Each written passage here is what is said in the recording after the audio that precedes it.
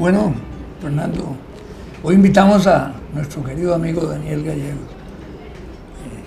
Fernando le dijo ayer en un email que hoy leí que para hablar sobre Beto Cañas, más bien sí hemos hecho muchos homenajes y me parece excelente porque tú lo conociste muy bien y no solo eso, sino que él te tenía profundo aprecio, que te lo dije el día del entierro.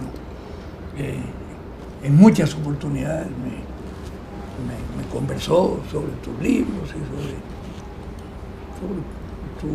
tu forma de ser, tu condición intelectual. En fin, él era muy rico en expresiones cuando hablaba de vos, es una realidad. De manera que sí, claro que podemos hablar de Beto. Yo no sé cuánto más podemos hablar de Beto, porque sí. No, probablemente mucho más, sí, claro, justamente es una persona, como vos decías, muy pragmático, pero de una riqueza intelectual asombrosa. Y a esa edad, una memoria increíble. ¿No? Hacía citas sobre un libro, sobre otro, sobre alguna discrepancia que tenía sobre un autor. Y era asombroso, es decir, cómo llegaba al punto. Y entonces, pues, hacíamos una conversación más que un debate. ¿Qué es lo que es este programa? Bueno, el programa es una conversación. Sí, para mí, desde luego que Beto fue un gran amigo y bueno, su partida pues lo deja uno con nostalgia, pero en todo este proceso de la muerte de Beto no he dejado también de alguna manera de celebrar su vida. Qué vida tan rica, qué vida tan completa. Una persona que hasta en su último momento estaba con un poder total de sus facultades, se había presentado en la editorial Costa Rica y había dicho un discurso que todo el mundo se lo aplaudió. En realidad tuvo una magnífica salud y era, yo creo que parte de la herencia, porque su madre vivió mucho tiempo y me recuerdo que me contaba que la madre, que estaba en una edad avanzada, dice, quiero leer Lo que el viento se llevó otra vez, dice, y lo voy a leer todavía antes de morirme. Y la señora se murió en sus 90, de modo pues que... Sí, doña Claudia murió un día antes que mi madre, eran muy amigas. Y Beto pues en todos los campos que cultivó, los disfrutó y en realidad pues no puede uno sentirse triste, uno puede sentirse tal vez con la nostalgia de la ausencia que eso representa, pero no triste por una vida tan llena. Sí, tan plena, ¿no? Creo yo. Fíjate que en su propio libro, que 80 años no es nada, tiene esa característica. ¿Del título? Sí, bueno, aparte, sí, con solo el título ya dice, pero yo digo, los cuentos que cuenta de su propia vida, porque esa es la técnica que utilizó, por ejemplo, cuando estaba en Naciones Unidas, cuando lo mandan a Europa, cuando hay una serie de relatos realmente simpáticos, familiares, que denotan, ¿verdad?, una característica muy particular en él, ¿verdad?, que era, yo digo, un hombre feliz. Bueno, pero tenía algo muy especial que no todos lo tienen. Era un gran conversador. Ah, tremendo, tremendo. Vos te encontrabas con Beto y se te olvidaba el tiempo. De repente me encontraba yo, mira, tengo que hacer tal cosa, voy a llegar tarde, porque ya te hablaba de una cosa o tal. Es decir, te colmaba de información, además con sentido de humor, tenía un arsenal de anécdotas, siempre tenía algo que contar. Y tenía algo que contar también porque era un lector que estaba leyendo todo el tiempo. Sí. Yo no sé cuántos libros ha leído Alberto, pero creo que todos. Yo con Beto, además de la afición por la literatura, pues que compartíamos eso, teníamos otra afición, que era el cine. ¿Cierto? A mí el cine toda la vida me encantó. Es más, cuando yo era joven y vivía en los Estados Unidos, yo lo que quería era estudiar cine. yo quería ser director de cine, pero en aquella época hablar de una profesión de ese tipo, pues era como si vos le dijeras a un muchachillo de esta época, yo quiero ser astronauta, Sí. y en la casa le dicen, mijito, dedíquese a otra cosa. Y bueno, a mí me quedó eso, y hablábamos mucho de cine. Él tenía una preferencia por el cine de los 30s y 40s, y tenía sus actores favoritos, sus películas favoritas, y de ahí pues que por mucho tiempo yo estuve yendo donde Beto, mientras vivía en San José, los lunes, a ver las películas. Y como sucede también, Tenía ¿verdad? una filmoteca Con los fabulosa. libros, que las películas que ahora uno tiene la ventaja de verlas, porque las consigue uno en CDs, ¿verdad? Películas que habíamos visto hacía muchos años, y la sorpresa de volverlas a ver iba a ser pues un nuevo juicio sobre las películas. Ah, no, esa Y película... Beto criticaba ciertos, nunca se me olvida una que me dijo, hacer una copia de esto y después hablamos, el puente de Waterloo. Y yo dije, pero ¿por qué no? Toma, sácale una copia. Saqué una copia y la vi. Y entonces me dice, ¿qué te pareció? Digo, a mí siempre me gustó la película. Claro que tiene una serie de fallas. ¿Verdad que sí? Y entonces empezaba a describir las fallas del puente de Waterloo, y que además era, ¿cómo es que decía? Era usaba un término, como decir... Sí, era un culebrón. Sí, pero él no usaba esa palabra. Era un culebrón, exactamente, pero él usaba... Puchica, vos que usás términos así tan extraordinarios. No, culebrón está bueno, bien. Sí. Sí, bueno, de cierta manera era lo que correspondía. Pero la paciencia de dármela para que la grabara, para que la viera, para que le diera mi opinión, es increíble, ¿verdad? sí, el cine le gustaba mucho, y nunca se me olvida cuando estábamos coincidimos en una temporada que yo viví en Nueva York, o que yo estuve en Nueva York, y él estaba también en las Naciones Unidas. Y recuerdo que en esa época él siempre le había gustado una estrella de cine que se llamaba, tal vez la mayor parte de la gente no la recordará, pero se llama Irene Dunn, y a él le encantaba. Irene Dunn, claro. Y total que pusieron a Irene Dunn La chinadita. en las Naciones Unidas, no sé de qué. Y entonces él invitó a Irene Dunn a un café, y vino impresionadísimo porque había sido la mujer cinematográfica de sus sueños. Está bueno. Todos tenemos, ¿verdad?, una imagen de alguna actriz que nos cautivaba. Sí, pero a mí me Yo no encantaba conocí. Eleanor Parker. La encontraba, yo la conocí personalmente, bueno. era bellísima. ¿verdad? Bellísima. Tenía una dulzura en la Sí, cara. sí, sí. A mí me apasionaba. Sobre eso, una de las últimas cosas que hablé con Beto fue que le di un libro sobre Orson Welles, Ajá.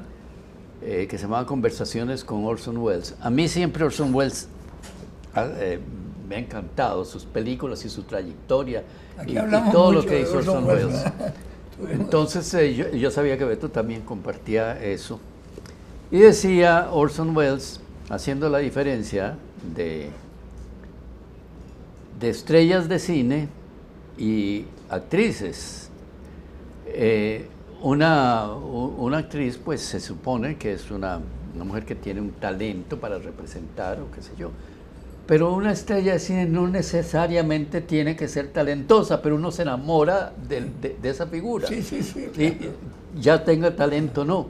Y eso lo conversaba yo con Beto, porque Beto tenía sus favoritas, y una de ellas fue esa actriz que conoció. Y evidentemente, pues, siempre tenía cosas que contar. Lo mismo con los libros. curiosamente, la última vez que conversé con él, me dice, pues mira, yo estoy leyendo libros, releyendo cosas que leí hace mucho. Y se me ha dado cuenta que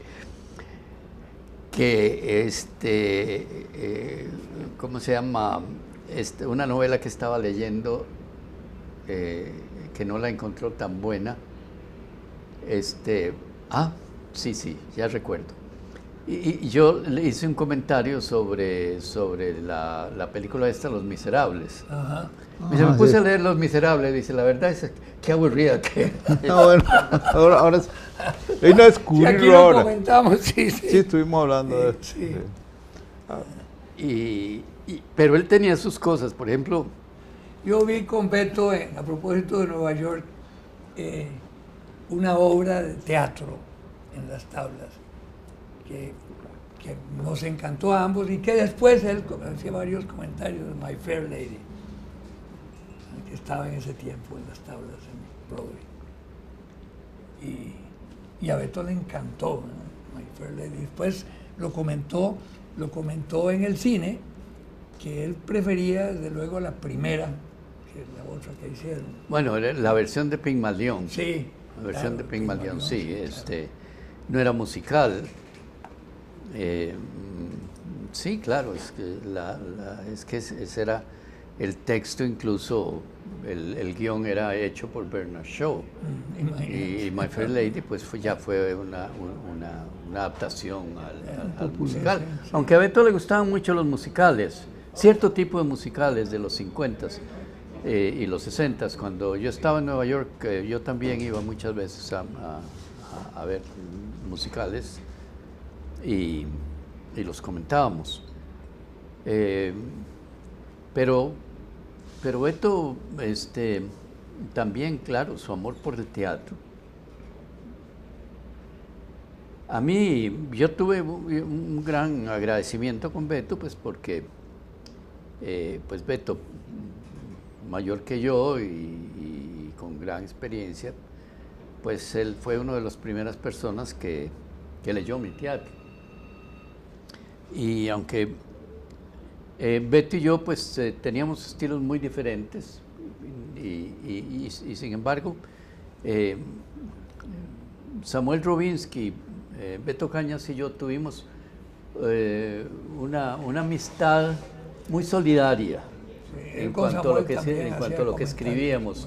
Apenas teníamos algo que escribíamos, nos juntábamos para leernos y cada uno pues estaba consciente que teníamos nuestros estilos, Claro.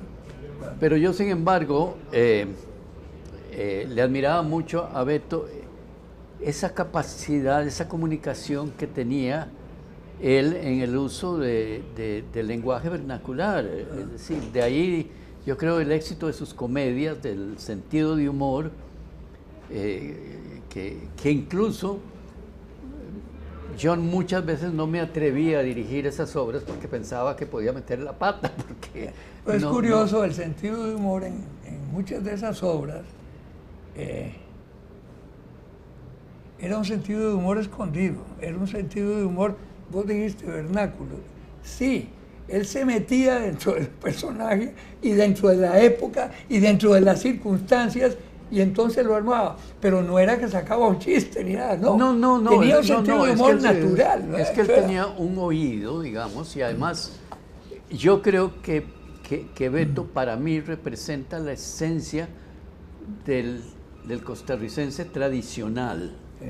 Es decir, él su manera de hablar, muchas veces hasta nos divertíamos recordando expresiones de otra época. Sí. Que ya no se usan y que uno cuando chiquillo lo regañaban y le decían tal cosa, le decían, pues bueno, por ejemplo, una expresión que podría utilizarse en esta época, qué poca pena, decían antes. Es un poca pena. Es un poca pena. Y expresiones de eso. Pero Beto lo manejaba muy bien en el teatro y en la novela. La prueba es que ese pueblo mítico que él crió, San Luis. San Luis. Sí, Ahí en San Luis uno oía las voces Sí. y yo sentía verdaderamente admiración cómo él había captado ese espíritu. Realmente es un don.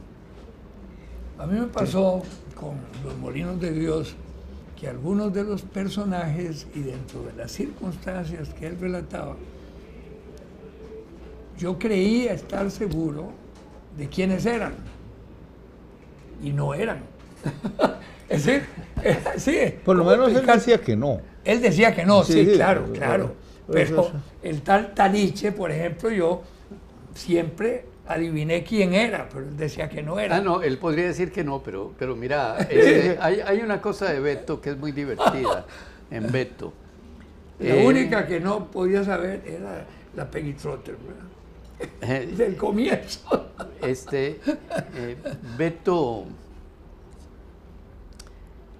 Beto era timidón en ese aspecto, en el teatro. Entonces él quería hacer cosas y pensaba que uno no se daba cuenta quién Sí, estaba sí, aludiendo. sí, Además que eso no importaba, porque pues, claro, no tenía importancia. Yo lo molestaba a él porque Beto con su, pues, en ciertas cosas, y a Dios gracias, pues era fiel a ciertas tradiciones. No te estoy diciendo que fuera anticuado, pero sus valores y qué sé yo. Claro. Pero con eso de pues, toda esta tendencia moderna de la liberación de la mujer y el feminismo y toda esta cosa, un día le dije yo, Beto, ¿vos te diste cuenta que vos escribiste la obra más feminista de la historia del teatro costarricense? Y se dice, y ahí sí, La bruja en el río, le dije, la bruja en el río, es la liberación. Me dice, no digas.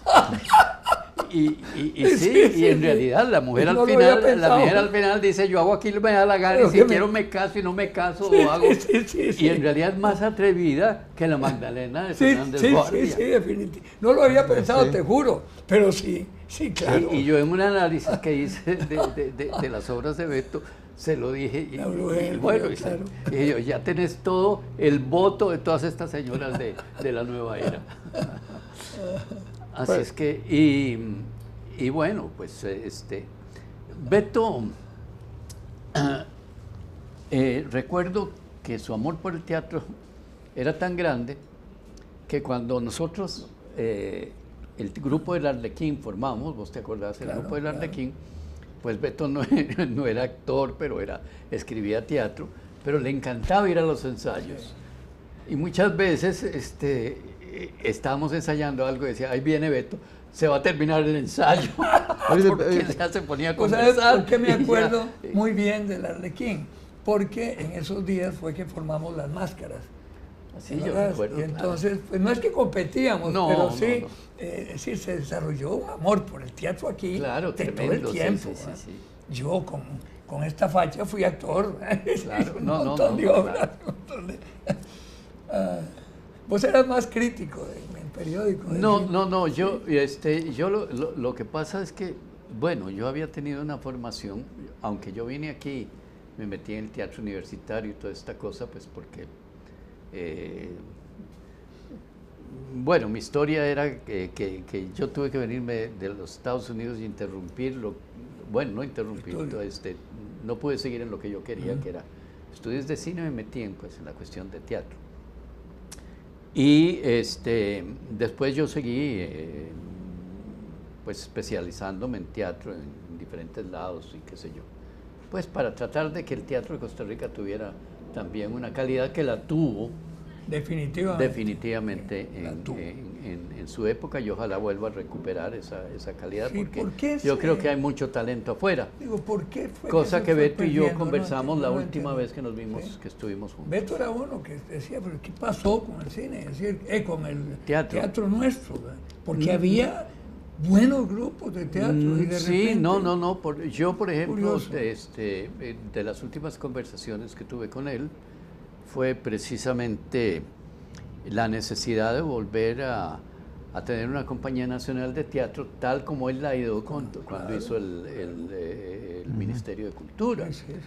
Es decir, el argumento que yo sostenía y que él también supongo es que el teatro, sobre todo la Compañía Nacional de Teatro, debería tener el mismo grado de excelencia que tiene la Sinfónica.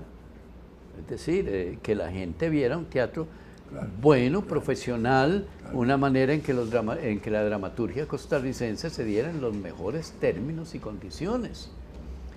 Y que para eso es necesario tener un elenco fijo. Y le conversábamos, imagínate vos que la Sinfónica tuvieran que contratar para cada concierto a los músicos. No, no. Ese es el debate que ha habido en relación con el teatro, porque luego vino una tendencia que proponía más bien que se auspiciara desde el ministerio o de la Compañía Nacional de Teatro a los grupos independientes. Es que eso no tiene nada que ver, es que eso se puede hacer.